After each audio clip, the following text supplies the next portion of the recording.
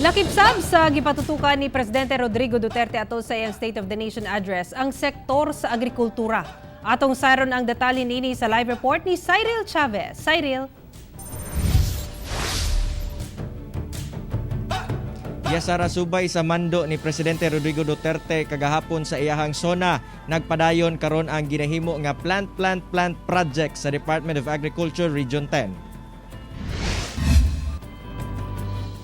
Taliwala sa nasinating pandemya sa COVID-19, padayon ang pagpaningkamot nga ginahimo karon sa Department of Agriculture sa Region 10 nga matabangan og mulambo ang industriya sa agrikultura sa rehiyon. Subay sa mando ni Presidente Duterte atol sa SONA, mas gipakusgan ang plant project sa DA Region 10 din moabot na ngadto sa sobra 150 million pesos ang ilahang na-release nga financial assistance alang sa mga mag-uuma. 76.2 million pesos alang sa 15,240 farmers ilawom sa Rice Farmers Financial Aid kon RFFA, 46.9 million pesos sa 9,279 farmers sa Financial Subsidy to Rice Farmers kon FSRF og 62.3 million pesos sa 4,155 farmers ilawom sa SureAid. Gawas niini, ananasab sa sobra 23,000 ka mga packets sa assorted vegetable seeds ang narelease sa buhatan kung asa nakabenepisyo ang mga nagkadaiyang farmers sa rural ug urban areas. Kita nimo ang, di ba, imong ma-observe karon, wala kayo gasaka ang presyo sa utanon.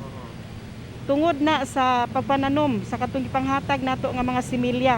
Kay ultimo ang mga household na sila kaugalingon nga source of vegetables. Gipalambo sab sa DA ang koordinasyon sa DepEd kung asa nagpadayon ang gulayan sa paaralan project, kung asa nakadawat ang mga tunghaan og assorted vegetable seeds aron itanom. At least with the help of planting seeds, makuha nila kung unsay process sa kaning module approach, and at the same time ma-entice po sila nga magplant. Atol sab sa SONA ni Presidente Rodrigo Duterte, iyasab na hisgutan nga kinahanglan pakusgan ang pagprotekta sa katungod sa consumers, labi pa karong panahon sa pandemya. Importante matod pa nga magpabilin ang pagsalig sa katawhan ngadto sa cyberspace nga usa sa mga susi aron mulambo ang ekonomiya. Now more than ever, we need to protect our consumers.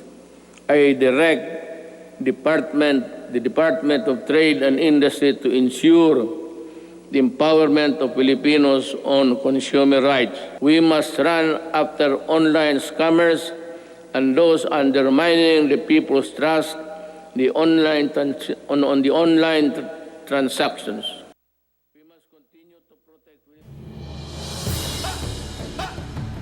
Sara, gawas sa plant project sa DA, padayon sa bang ilahang intervention nga ginahimo ngadto sa pagpangatake ni ining mga fall armyworms sa mga kamaisan dinhi sa rehiyon. Sumala pa sa ilahang pinakaulahing datos, anaa na lamang sa 17% rate of incident. Mas ubos kini kung itandi sa 20% rate of incident sukad sa pinakaunang pagpangatake sa maong mga peste. Sara.